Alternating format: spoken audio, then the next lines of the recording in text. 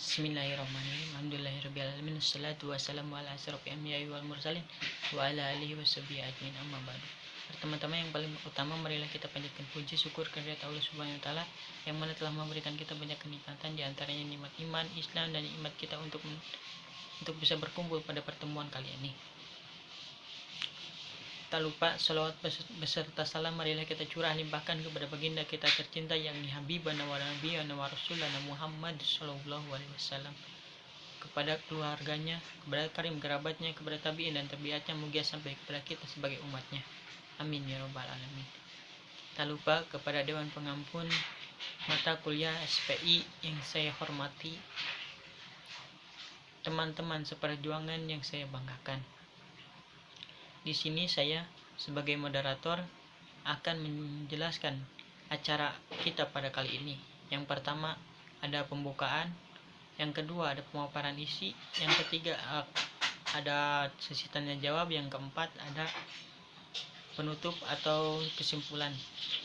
Sebelum kita memasuki acara kali ini, saya akan menjelaskan atau memaparkan terlebih dahulu anggota kelompok saya. Yang pertama ada kakak Cici Siti Rohmah, yang kedua saya sendiri, dia Rizky Anugrah, dan yang ketiga Kak Dina Widyanwara Pipah. Oke, kita lanjut saja ke acara yang pertama, yaitu pembukaan. Marilah kita buka acara ini dengan baca basmalah bersama-sama. Bismillahirrahmanirrahim. Alhamdulillah, acara pertama sudah berjalan dengan lancar. Oke, kita lanjut ke acara yang kedua, yaitu pemaparan isi yang akan dibawakan oleh kakak Cici Siti Rohmah. Kepadanya kami persilahkan. Assalamualaikum warahmatullahi wabarakatuh. Perkenalkan, nama saya Cici Siti Rohmah. Saya dari kelompok 7 akan menjelaskan tentang peristiwa yang melatar belakangi berdirinya dinasti Abbasiyah. Dinasti Abbasiyah muncul sebagai penerus dinasti Umayyah Damaskus atau Umayyah Timur yang telah runtuh.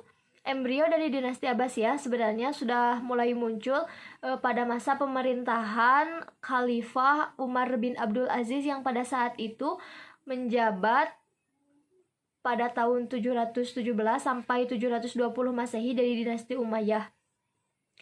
Dinasti Abbasiyah muncul sebagai oposan yang menyuarakan aspirasi masyarakat muslim yang terpinggirkan. Tidak dapat dipungkiri bahwa pemerintahan dinasti Umayyah banyak menimbulkan ketidaksukaan sebagian umat Islam, terutama dari kalangan muslim ajam atau muslim selain bangsa Arab yang statusnya merupakan mawali atau bangsa taklukan. Banyak penyebab munculnya rasa ketidaksukaan masyarakat terhadap dinasti Umayyah yang berasal dari pemerintahan dinasti Umayyah sendiri. Hal ini mempercepat munculnya suatu kekuatan baru yang kemudian bernama dinasti Abbasiyah. Beberapa hal yang melatar belakangi kemunculan dinasti Abbasiyah adalah: yang pertama, adanya diskriminasi sosial dari dinasti Umayyah. Salah satu kebijakan Umayyah yang dinilai menyimpang dari nilai-nilai keislaman dan keadilan adanya sistem kasta atau kelas dalam masyarakat muslim. Kasta tertinggi ditempati oleh bangsa Arab Syuriah yang merupakan tulang punggung dan penyongkong utama dinasti ini.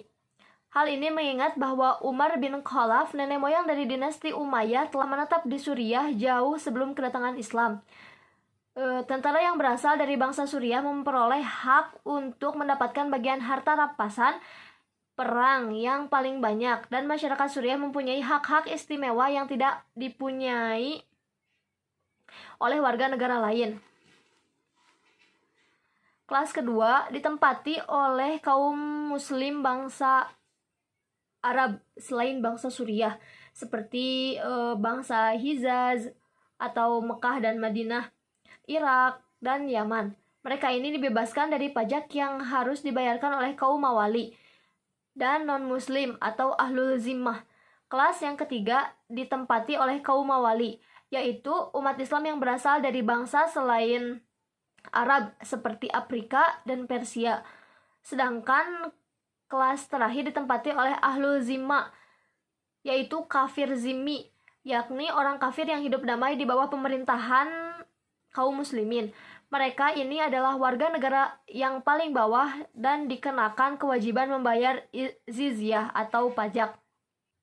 Adanya kebijakan yang diskriminatif ini tentu saja menimbulkan ketidakpuasan banyak pihak, terutama dari umat Islam non-Arab dan lebih khusus lagi adalah bangsa Persia, yang waktu itu sudah dapat dikatakan hampir keseluruhannya merupakan umat Islam pasca keruntuhan kekaisaran Sasanid Persia.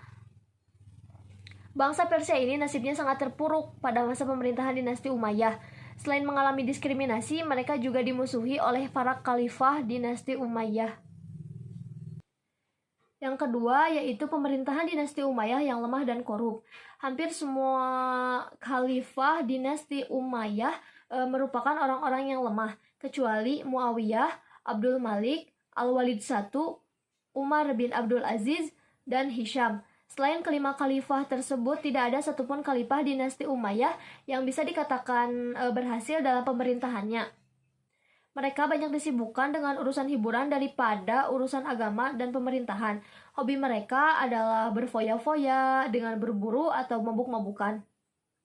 Mereka telah jauh meninggalkan cara hidup yang telah diajarkan atau dicontohkan oleh Rasulullah SAW dan Khulafaur Rasyidin. Selain itu, sistem pemerintahannya juga telah melenceng jauh dari sistem pemerintahan pada masa Rasulullah dan Khulafaur Rasyidin. Sebagaimana yang telah kita ketahui bahwa Khulafaur Rasyidin mengutamakan asas demokrasi atau musyawarah dalam menetapkan semua kebijakan, terutama suksesi dalam penggantian khalifah. Selanjutnya, saya akan menjelaskan tentang pola pemerintahan pada masa dinasti Abbasiyah. Pada masa dinasti Abbasiyah, ada 6 lembaga pemerintahan yang terbentuk. Yang pertama, ada Al-Hazib, yang merupakan protokoler kenegaraan. Yang kedua, ada Wizaroh, yang merupakan kementerian. Yang ketiga, ada Al-Khatib, yang merupakan sekretaris atau juru tulis. Yang keempat, ada As-Sohibu Al-Surtah, yang merupakan kepolisian. Yang kelima ada Al-Zaisum yang merupakan ketentaraan, dan yang terakhir adalah Al-Qodi yang merupakan peradilan. Keenam lembaga pemerintahan tersebut dibentuk oleh Khalifah Abu Zafar ibnu Masyhur pada masa pemerintahannya. Assalamualaikum warahmatullahi wabarakatuh. Perkenalkan, nama saya Rizky Anugrah. Di sini saya akan menjelaskan tentang ekspansi wilayah dinasti Abbasiyah. Kekuasaan Islam bertambah luas dengan pesat, yang pemerintahannya di Baghdad. Perluasan kekuasaan dan pengaruh Islam bergerak ke wilayah timur Asia Tengah, Hindia, dan perbatasan Cina. Wilayah yang dikuasai meliputi Hijaz, Yaman Utara, Yaman Selatan, Oman, Kuwait, Irak, Persia, Yordania, Palestina, Lebanon, Mesir, Tunisia, Aljazair, Maroko, Spanyol, Afghanistan, dan Pakistan. Adapun kemajuan peradaban Islam pada masa dinasti Abbasiyah. Peradaban Islam mengalami masa keemasan, yaitu Golden Age, yang mana dalam sejarah umat, karena pada masa ini banyak berkembang ilmu pengetahuan dan banyak tokoh-tokoh besar yang ada, serta Baghdad sebagai ibu kota khalifah menjadi pusat perdagangan, pengetahuan, dan budaya dunia. Adapun faktor penyebab terjadinya kemajuan Islam. Yang pertama, terjadinya asimilasi. Peradaban Islam menjadi sangat maju karena kejayaan yang dicapai oleh dinasti Abbasiyah, terutama di bidang ilmu pengetahuan yang dilakukan dengan cara mendatangkan naskah-naskah kuno dari bangsa lain. Yang kedua, gerak terjemah. Gerak terjemah ini terjadi karena bangsa Arab tidak bisa menggunakan bahasa Persia, maka terjadilah penerjemah. Karena orang Islam tidak bisa menggunakan bahasa asing, maka mereka menggunakan budak jajahan untuk menerjemahkan bahasa tersebut ke bahasa Arab. Salah satu budak jajahan yang digunakan untuk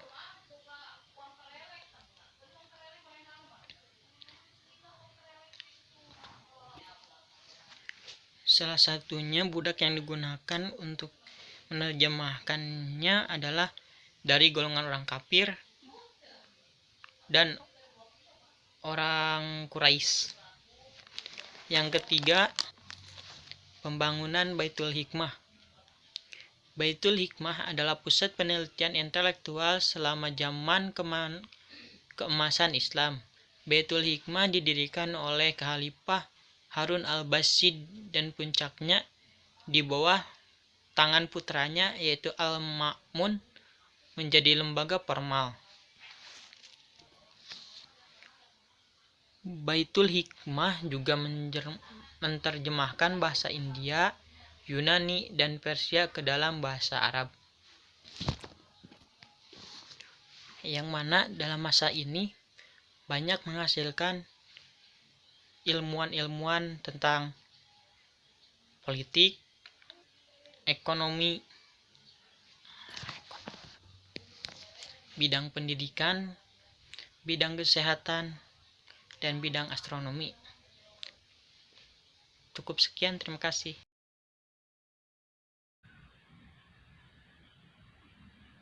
Assalamualaikum warahmatullahi wabarakatuh. Perkenalkan, saya Dina Widya Nur Afifah. Baik, di sini saya akan membahas mengenai kemunduran dan kehancuran dinasti Abbasiyah. Ada beberapa hal yang mengakibatkan dinasti Abbasiyah melemah dan kemudian hancur. Pertama, adanya pemberontakan dari dinasti-dinasti baru yang muncul. Kemudian, para gubernur yang merasa besar memisahkan dirinya untuk membangun dinasti baru. Kedua, luasnya wilayah kekuasaan, sehingga kurang terkendali dan menimbulkan disintegrasi wilayah. Ketiga, komunikasi pusat dengan daerah sulit dilakukan. Keempat, ketergantungan kepada tentara bayaran membuat perekonomian menurun. Kelima, semakin kuatnya pengaruh keturunan Turki dan Persia. Keenam, terjadinya perang salib yang berkepanjangan dalam beberapa gelombang banyak menelan korban. Hal ini membuat pemerintahan Abbasiyah terpecah belah untuk menghadapi tentara salib. Ketujuh, pasukan Mongol dan Tartar yang dipimpin Hulagu Khan berhasil menjara semua pusat-pusat kekuasaan. Salah satunya pusat ilmu pengetahuan yaitu Baitul Hikmah, yang mana buku-bukunya dihancurkan dan ditenggelamkan di sungai Tigris, membuat warna air menjadi hitam. Kehancuran dinasti Abbasiyah sangat berdampak terhadap dunia Islam. Hal ini dapat dilihat dari berbagai aspek. Yang pertama, pada aspek ilmu pengetahuan. Umat Islam selalu ketinggalan dalam bidang ilmu pengetahuan terhadap dunia barat. Yang kedua, dalam aspek politik. Pada saat itu, umat Islam dipimpin oleh seorang raja yang menyembah matahari, dan kekuatan Islam sebagai negara superpower hilang. Umat Islam dijajah oleh bangsa barat dan tidak lagi menggunakan sistem khalifah. Dan yang ketiga, di bidang ekonomi. Umat Islam mengalami kemiskinan dan perekonomian dikuasai oleh bangsa barat hingga saat ini. Selanjutnya, saya akan membahas mengenai hukum dan pendidikan pada masa dinasti Abbasiyah. Pelaksanaan hukum Islam pada saat itu berlandaskan pada ayat-ayat Al-Quran dan Al-Hadis. Pada masa kekhalifahan Al-Mansur, beliau memerintahkan para ulama untuk menyusun kitab tafsir dan hadis. Kemudian, lahirlah madhab-madhab dalam bidang fikih, yang diantaranya madhab Hanafi, madhab Maliki, madhab Syafi'i, dan madhab Hanbali. Dari keempat madhab tersebut, dijadikan sumber putusan hakim. Selain itu, disusun juga ilmu usul fikih yang menjadi pedoman bagi hakim dalam menggali hukum dari Al-Quran dan Al-Sunnah. Pelaksanaan hukum Islam berjalan menurut madhab tertentu di wilayah tertentu sesuai dengan yang diyakininya. Pada masa pemerintahannya, dinasti Abbasiyah mendirikan organisasi kehakiman, di antaranya yaitu Darqodi Al-Quha. Tugasnya mirip dengan Departemen Kehakiman yang dipimpin oleh Qodi Al-Quda, yaitu Ketua Mahkamah Agung. Kemudian Qudna Al-Aqodi, yaitu Hakim Kota yang mengetuai pengadilan negeri seperti Al-Qadaw atau Al-Hisbah. Ada juga Al-Sulta Al-Qadaiyah, yaitu jabatan kejaksaan. Di ibu kota negara dipimpin oleh Al-Muda'id Umumi atau Jaksa Agung, dan di tiap-tiap kota oleh Naib Umumi atau Jaksa. Pada masa dinasti Abbasiyah, pendidikan mengalami perkembangan. Hal ini dibuktikan dengan adanya lembaga kependidikan yang dibangun, seperti Baitul Hikmah di Baghdad, yang berfungsi sebagai perpustakaan besar dan universitas. Kemudian masjid, madrasah, istana, dan rumah pada sarjana. Sistem pendidikan yang digunakan berdasarkan kriteria materi yang diajarkan terbagi menjadi dua tipe, yaitu institusi pendidikan inklusif yang terbuka terhadap pengetahuan umum, dan institusi pendidikan eksklusif yang tertutup terhadap pengetahuan umum. Adapun berdasarkan hubungan institusi pendidikan dengan negara, ada institusi pendidikan Islam formal, yaitu lembaga pendidikan yang didirikan oleh negara untuk mempersiapkan para pemudanya agar menguasai pengetahuan agama dan berperan dalam agama dan menjadi pegawai pemerintahan. Dan ada institusi pendidikan informal yang diselenggarakan secara swadaya oleh masyarakat atau anggota masyarakat dan menawarkan mata pelajaran umum. Pada pendidikan tingkat tinggi, kehidupan murid berbeda karena mereka diberi kebebasan untuk memilih guru yang mereka hendaki dan diberi kebebasan untuk berpindah dari guru yang satu ke guru yang lain. Untuk kurikulum dan materi pendidikan yang digunakan yaitu ilmu-ilmu baru seperti tafsir, hadis, fikih, tata bahasa, sastra, matematika, teologi, filsafat, astronomi, dan kedokteran, yang mana lebih didominasi oleh ilmu agama khususnya Al-Quran. Tujuan pendidikannya meliputi keagamaan dan akhlak, kemasyarakatan, cinta ilmu dan pengetahuan, dan kehidupan yang layak. Alhamdulillah acara membaca telah kita laksanakan dengan lancar. Mungkin kalau ada yang mau bertanya atau menyanggah, kalian bisa tulis di kolom komentar. Dan dicukupkan sekian dari kelompok kami. Mohon maaf bila banyak kesalahan. Akhirul kalam, wabillahi taufiq wal hidayah. Wassalamualaikum warahmatullahi wabarakatuh.